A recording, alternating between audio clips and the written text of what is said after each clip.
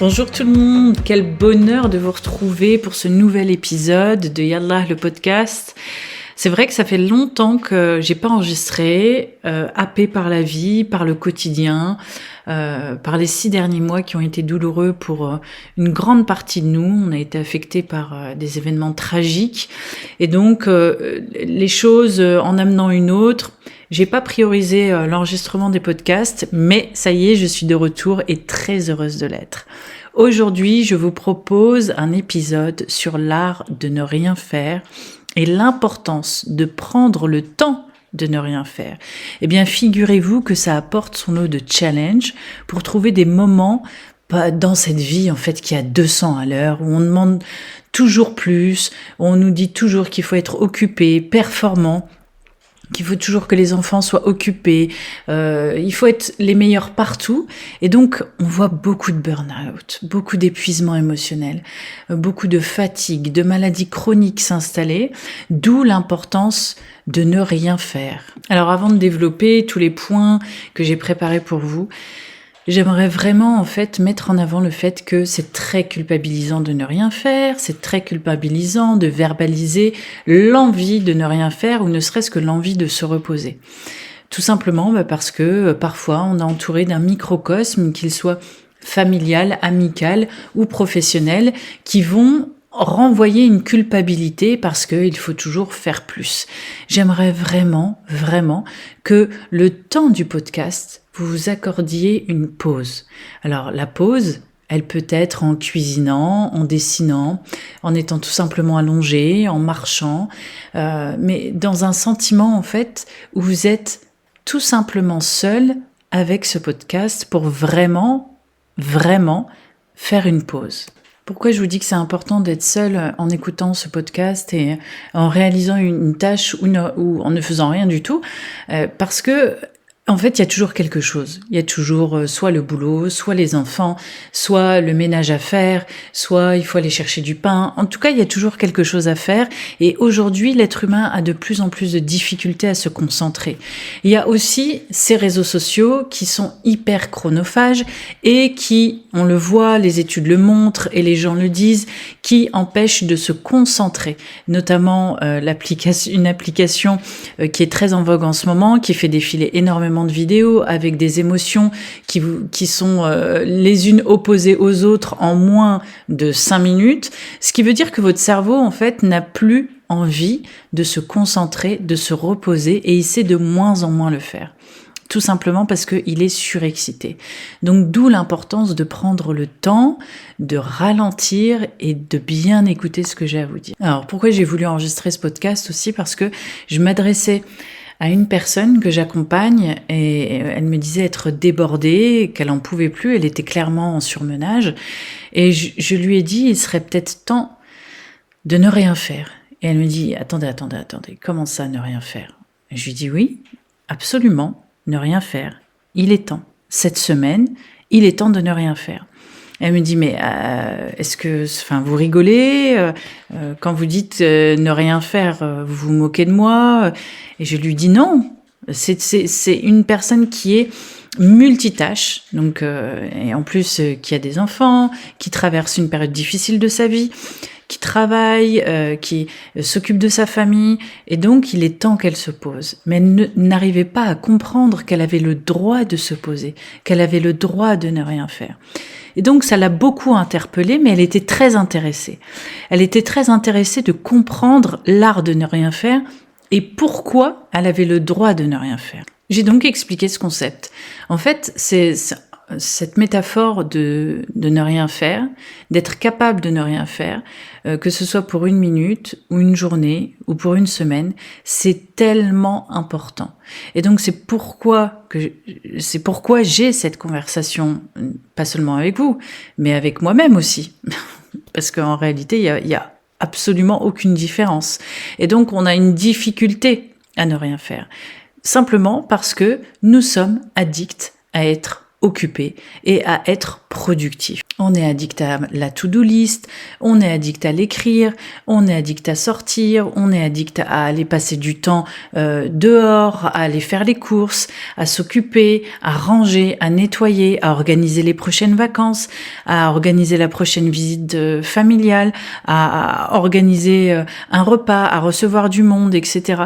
Et en plus, ce monde a en quelque sorte rendu ce côté surmenage glamour, ce côté en fait surproductif glamour, être occupé, être tout le temps en mouvement, ils l'ont rendu en fait super joli, ils l'ont même d'une certaine manière un petit peu romancé, alors que ça n'a rien de glamour, ça emmène au surmenage. Ça n'a rien de glamour, ça emmène au burn-out. Ça n'a rien de glamour, ça emmène au divorce, ça emmène à la séparation, à la maladie chronique, au corps qui parle et qu'on n'écoute pas parce qu'on n'a pas le temps de l'écouter, aux enfants qui sont déconnectés, etc., etc. Et je suis sûre que ça vous parle. Mais en réalité, quand on est dans cette rumeur folle du monde qui court en permanence, où est-ce qu'on est ? Posez-vous la question, vous êtes où quand vous êtes tout le temps en action ? Ben vous n'êtes pas là. Vous n'êtes pas là à vous-même. Vous n'êtes pas là avec vos proches. Vous n'êtes pas là à profiter quand vous tombez amoureux. Vous n'êtes pas là à profiter quand quelqu'un est malade, de discuter, d'échanger, ou même d'un repas, à toujours regarder le téléphone, l'heure, le temps qui passe, etc. Donc il y a une déconnexion avec l'instant présent. Donc ce qu'on va apprendre aujourd'hui, c'est comment créer des moments quand on est surmené, et qu'on a envie de faire une pause. Comment créer des moments pour ne rien faire. Voilà. Parce qu'en réalité, ces moments vont vous aider à vous reconnecter à vous-même. Ils vont vous aider à débrancher avec le monde extérieur et son bruit incessant. Ils vont vous aider à reconnecter aussi avec les autres, mais beaucoup plus profondément. Je suis sûre que si vous vous posez la question, si vous observez bien, vous savez que lorsque vous êtes en train de faire tout un tas de choses, vous n'êtes pas présent à vous-même. Lorsque vous êtes en train de faire tout un tas de choses, vous êtes complètement stressé et vous avez le cerveau qui est partout et nulle part à la fois. Donc c'est pour ça que c'est important d'être dans l'instant présent et de faire une... Donc ça peut commencer par des choses complètement anodines, c'est-à-dire que lorsque vous rentrez du travail, rentrez directement et vous posez, au lieu de vous arrêter pour faire des courses, au lieu de vous arrêter pour faire un coucou à quelqu'un, pour aller déposer un livre, aller faire les magasins, etc. Parce que c'est important de prendre soin de vous. Plus vous allez prendre soin de vous, dans cet espace, dans ce moment où vous ne faites absolument rien, plus vous allez être disponible complètement, pleinement, lorsque vous allez vouloir justement aller faire des courses, aller faire un peu de shopping, aller rendre visite à quelqu'un, aller voir de la famille, etc. Alors je sais que c'est compliqué. Je sais, là, depuis tout à l'heure, vous dites non, mais qu'est-ce qu'elle raconte? Comment je peux faire? Comment je peux ralentir, etc. Vous savez, il y a 3 ans, j'ai rencontré une femme qui était déjà très surmenée et à qui j'avais demandé de prendre un arrêt de travail, de discuter avec son médecin parce que je savais où est-ce qu'elle allait aller. Je savais qu'elle allait tomber malade, je savais qu'elle était à la limite, etc. Mais elle n'était pas capable de l'entendre à ce moment-là. Et il y a quelques semaines, elle m'a recontactée avec une très mauvaise nouvelle. Elle m'a annoncé qu'elle avait un cancer et qu'aujourd'hui elle est en traitement et que pendant tous ces moments de difficulté où elle a dû faire les examens, où elle a dû faire les biopsies, se faire opérer 2 fois, elle m'a expliqué qu'elle avait pensé à moi et aux mots que je lui avais dit il y a quelques années et à cette vigilance que je voulais qu'elle ait vis-à-vis d'elle-même. Ça a été un moment très fort pour moi parce que c'est une femme que j'ai tout de suite appréciée, que j'avais tout de suite envie d'entourer, mais elle n'était pas prête à ça. Elle n'était pas prête parce que son vécu faisait qu'elle devait toujours être au travail, toujours être là pour ses enfants, toujours être là pour la famille. Elle était le pilier. Et donc, elle ne savait même pas ce que c'était que ne rien faire. Elle ne comprenait pas l'importance de se poser. Et donc, aujourd'hui, c'est avec joie qu'on se revoit et qu'elle est prête à entendre, à écouter, mais elle est allée à un point où son corps en est tombé malade. Donc c'est pour ça que je vous alerte, parce que c'est une réalité. Et je sais que la santé mentale n'est pas très prise au sérieux par la majorité des gens, qu'ils ont encore du mal à lier le cerveau au corps, le corps au cerveau, au cœur, à l'esprit. Je sais que tout ça, ça peut paraître un petit peu flou pour certains, mais c'est d'une importance capitale. Alors pour commencer, j'aimerais que vous vous posiez un instant et que vous vous disiez « Tiens, et si j'avais ne serait-ce qu'une demi-journée où j'ai la possibilité de ne rien faire, qu'est-ce que ça représenterait pour vous ?» Ça représente quoi ne rien faire pour vous? C'est quelle idée? Eh ben oui, voilà, c'est la même idée qu'ont les gens, c'est-à-dire être assis dans un canapé et ne pas bouger. Eh ben ça n'a rien à voir avec ça. Alors vous allez me dire, bah oui, mais qu'est-ce que c'est? Mais moi je peux pas, non, rien, je peux pas, c'est impossible. Mais, et votre cerveau, qui a l'habitude lui de courir dans tous les sens, il va dire, non. Et ben moi je vais vous dire, si, c'est possible. Et les gens qui réussissent sont les gens qui connaissent cette façon de se poser, de s'octroyer des moments rien que pour eux.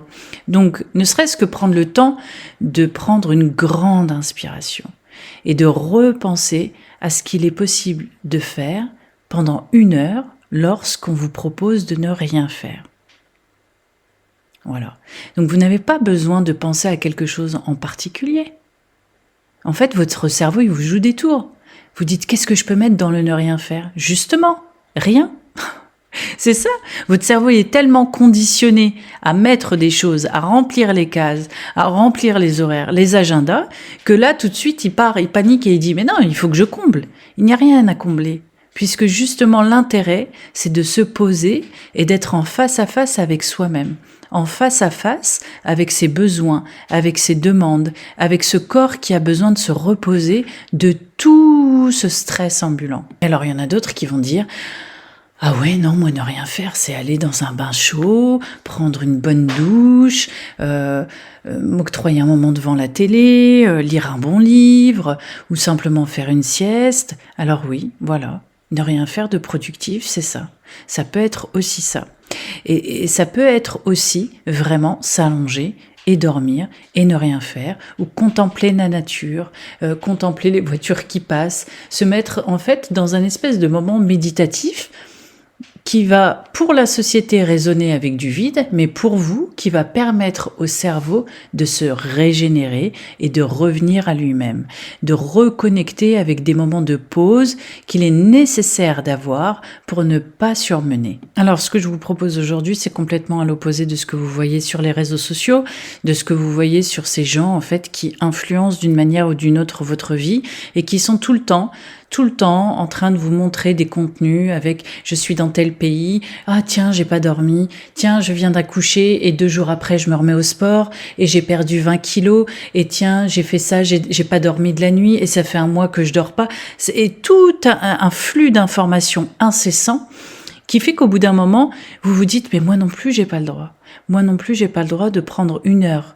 Et comment je vais faire pour prendre 1 heure? Je n'ai pas le temps. » Et en réalité, lorsqu'on s'impose dans cet agenda de prendre 1 heure, on est obligé d'y aller. Je me souviens, il y a quelques années, j'ai accompagné un chef d'entreprise, un homme, et qui me disait « il faut me l'imposer dans mon agenda, sinon c'est impossible ». Donc il m'a dit qu'au départ, il se sentait incapable de le faire. On s'est mis d'accord avec son assistante qui a imposé tout d'abord qu'il aille chercher sa fille à 16h30 à l'école, ce qui lui faisait à peu près 1 heure. Donc, il partait du bureau à 16h15 et il est revenu à 17h15. Ça lui avait fait un break.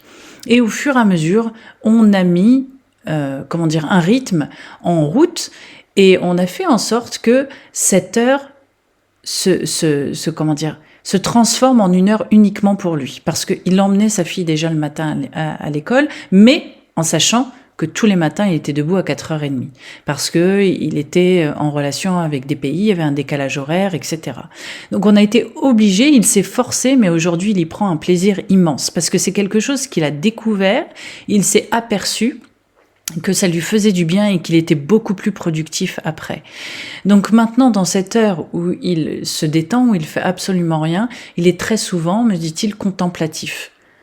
Donc c'est quelqu'un qui contemple et qui est dans le silence le plus absolu parce que toute la journée, mais vraiment toute la journée, on lui demande, on le demande, on lui pose des questions, il est soit au téléphone, soit en conférence, il a des challenges qui sont très importants.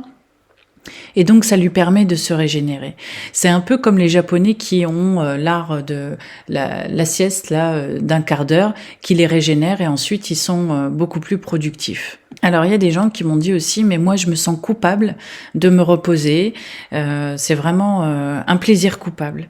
Donc, de m'asseoir de temps en temps. Et alors, quand je vous dis de temps en temps, c'est vraiment de temps en temps. Et donc, je me dis, mais vous imaginez que c'est quand même dingue que la société conditionne les êtres humains à ne pas pouvoir prendre le temps au point qu'ils s'en sentent coupables lorsqu'ils le font. Donc, si on prend tous ces paramètres en compte, les influences extérieures, les réseaux sociaux, la culpabilité, la façon dont on a été élevé, le microcosme dans lequel on a grandi, ça fait beaucoup de choses à mettre de côté avant de pouvoir s'autoriser à prendre 1 heure pour soi. Et j'ai mis beaucoup de temps à convaincre certaines personnes qu'il était bon de le faire. Il est bon de ne rien faire. Donc j'espère que vous comprenez l'intention de mon propos et je pense que là, avec les exemples que je vous donne, vous comprenez que ça vient régénérer votre cerveau et restaurer le repos intérieur avec tout le brouhaha qu'il y a à l'extérieur. Je vous parle aussi de ça parce que je suis la première concernée.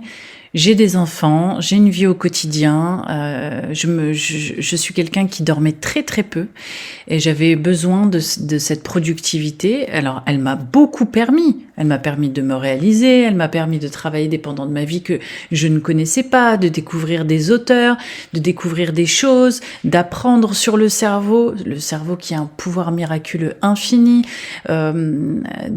d'approfondir ma spiritualité. Donc j'étais tout le temps en mouvement, et il y a bien un moment donné où le corps vient vous dire non, ça suffit, maintenant tu as besoin de repos. Donc si je vous en parle, c'est aussi parce que moi je suis concernée et parce que je peux aussi vous parler de moments de ma vie qui ont été extrêmement tendus où j'ai bien été obligée de m'octroyer cette heure de repos, de m'octroyer un moment de pause et bien évidemment quand je l'ai fait, moi aussi j'ai entendu des réflexions. Alors j'ai entendu des réflexions de toutes parts mais aussi par des gens qui ne savaient pas s'autoriser le repos, ou des gens qui étaient hyper productifs, ou tout simplement en fait des gens qui étaient jugeants, dans le jugement. Tiens, elle s'octroie une pause, elle se donne le moment présent, elle se dit que tiens, elle a le droit d'être en vacances, que tiens, elle a le droit de faire une sieste. Vous savez, on est tous logés à la même enseigne, hein. Donc vraiment, ne culpabilisez pas, ne vous comparez surtout pas parce que c'est la comparaison qui fait que vous êtes mal, que vous êtes stressé, que vous voulez être dans les standards, alors qu'en réalité, ce que vous voyez sur les réseaux sociaux, c'est tout simplement ce que les gens veulent bien vous montrer de leur vie. Mais c'est tellement récurrent que le cerveau finit par le prendre pour argent comptant. Et si c'est très difficile pour vous, ce que je vous propose, c'est de vous l'imposer. C'est-à-dire que au début, il va bien falloir commencer par quelque chose. Donc, de vous imposer 1 heure dans la journée, ou une demi-heure, ou un quart d'heure, à vraiment être en repos, limite en méditation, que ce soit lors d'une marche, que ce soit lors d'une lecture, ou que ce soit lors le fait de vous préparer un bon repas. C'est-à-dire que le cerveau, en fait, va uniquement se focaliser sur la tâche qu'il accomplit. Et au fur et à mesure qu'il va se focaliser sur la tâche qu'il accomplit, il va se reposer. Pourquoi ? Parce qu'il va rentrer dans un autre niveau de conscience. Il va rentrer dans un état modifié de conscience, un peu comme en hypnose. Donc, il va complètement, en fait, voyager à l'intérieur. Il va se déconnecter. Un peu comme quand vous êtes en voiture et qu'à un moment donné, vous revenez à vous-même et vous dites « Ah tiens, là, j'étais parti ». Voilà, c'est ça le propos. Alors je sais que ça peut paraître difficile parce que vous allez avoir des influenceurs qui vont vous dire « Ah non, mais moi en fait, j'ai fait 2 heures de cardio et ce matin je me suis levée à 5 heures et j'ai fait ça et là on part en voyage et là on prend le train et là et vous vous dites « Mais et moi ?» Mais ce que vous ne voyez pas, c'est que la majorité de ces gens-là, en fait, se retrouvent à un moment donné au pied du mur, et il y en a beaucoup après qui témoignent, et très fatigués, usés, avec aucune reconnaissance de leur entourage, puisqu'ils ont habitué leur entourage à être dans cette surproduction. Donc vous voyez, on est tous des êtres humains, il n'y a pas quelqu'un qui est mieux que l'autre, on a tous notre cheminement à faire pour comprendre que ce que la société nous impose n'est pas forcément bon pour notre santé mentale et pour notre santé physique. Un autre exemple, ce que vous pouvez faire aussi, c'est de vous imposer une bonne nuit de sommeil. C'est-à-dire que vous décidez que cette semaine, je prends n'importe quel jour dans la semaine, vendredi, je me couche tôt et je m'offre une bonne nuit de sommeil. Je sais que le sommeil est difficile pour beaucoup d'entre nous, que ça peut être difficile d'avoir une nuit qualitative. Donc, ce que vous pouvez faire déjà, c'est commencer par là. Parce que lorsqu'on dit que la nuit porte conseil, c'est pas pour rien. C'est parce que le cerveau retraite toutes les informations qu'il a eues dans la journée, la nuit. Parce qu'il a le temps de le faire, puisque le cerveau conscient n'est pas là. Donc il a le temps de voyager, de retraiter, de trier, d'essayer de trier aussi les informations traumatiques que l'on peut avoir. Donc ça peut être un bon début, une bonne nuit de sommeil. Alors bien évidemment, pour avoir une bonne nuit de sommeil, il faut se mettre dans de bonnes conditions, c'est-à-dire avoir bien mangé, se préparer à se mettre dans un lit qui va être bien chaud, avec des bonnes conditions. Ça peut être avec une tisane, ça peut être avec la prise de mélatonine, ça peut être aussi avec une bonne lecture qui va vous faire du bien. Et ensuite, vous autorisez et programmez votre cerveau à dire « je vais passer une bonne nuit de sommeil ». Et lorsque vous donnez une injonction positive à votre cerveau, juste avant de vous endormir, je vous garantis qu'il va obéir. Alors maintenant qu'on a parlé du sommeil, d'une bonne nuit de sommeil, j'aimerais attirer votre attention sur le fait que se trouver du temps dans la journée, c'est largement possible. Si vous trouvez du temps dans la journée pour une personne extérieure à vous, vous pouvez largement trouver du temps dans la journée pour vous. Si vous trouvez du temps dans la journée pour être de 8h à 18h au travail, à obéir à des injonctions qui vous fatiguent sur votre lieu de travail, vous pouvez trouver du temps pour vous dans cette même journée. Et d'ailleurs, je dirais même, vous devez, c'est impératif, de vous honorer dans cette même journée. De même que si vous faites 2 heures de sport, vous pouvez faire 2 heures de repos total, 2 heures de ne rien faire.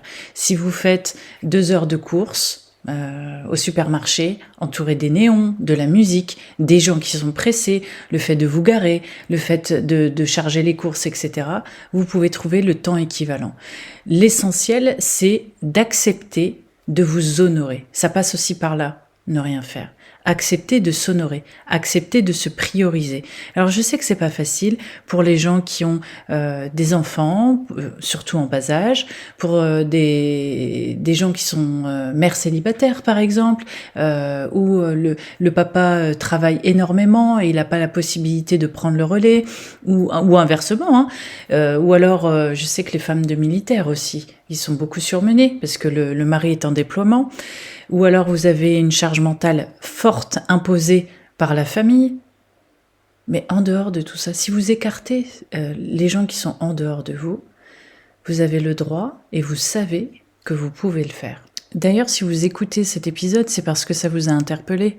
Même si vous vous dites « Tiens, c'est bizarre de ne rien faire. » Ben oui, c'est pas dans votre quotidien. C'est pas dans votre programme habituel. Depuis petit, on vous a habitué à être tout le temps en action. Mais si vous écoutez, c'est bien parce qu'il y a une part de vous-même qui sait que c'est bon pour vous. Donc, vous n'avez pas besoin de prouver quoi que ce soit à qui que ce soit. Vous avez juste besoin de faire cette pause. Parce qu'elle sera salutaire pour votre santé mentale et pour votre santé physique. Et elle va vous permettre d'être dans l'instant présent. Elle va vous permettre de savourer chaque moment que vous allez passer après. C'est-à-dire qu'à partir du moment où vous êtes présent envers vous-même, avec vous-même, vous serez beaucoup plus présent avec les autres et, par exemple, au travail ou dans une réunion ou dans un repas de famille ou ne serait-ce qu'avec vos enfants. Combien de mères j'ai en accompagnement qui n'ont pas la possibilité mentale d'être réellement présentes avec leurs enfants? Et elles en souffrent.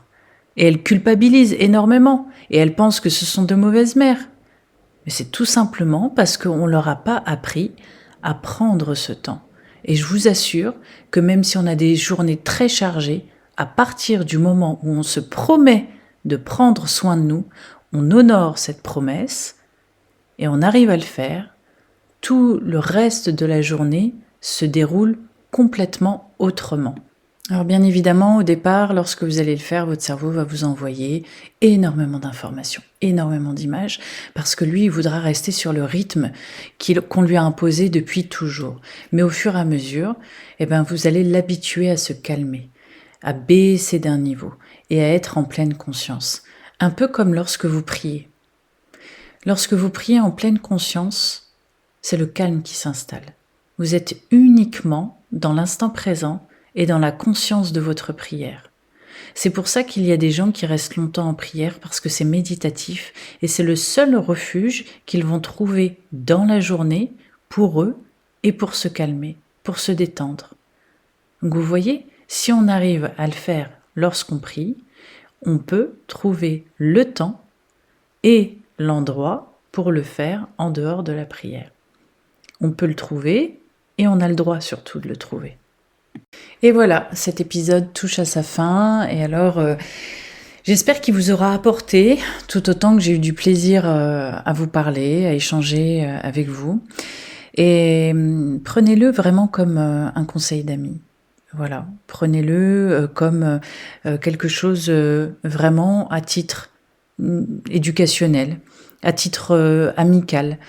Et j'espère que vous allez entendre cette voix comme une voix en fait réconfortante, bienveillante, qui veut juste partager avec vous des choses qu'elle a apprises tout au long de son voyage également. J'ai voyagé comme vous, intérieurement, dans la vie, à travers plein de choses, des hauts, des bas, et je suis là pour le partager et pour vous aider, vous aussi, à revenir à vous-même, à vous prioriser et à avoir la vie que vous souhaitez avoir.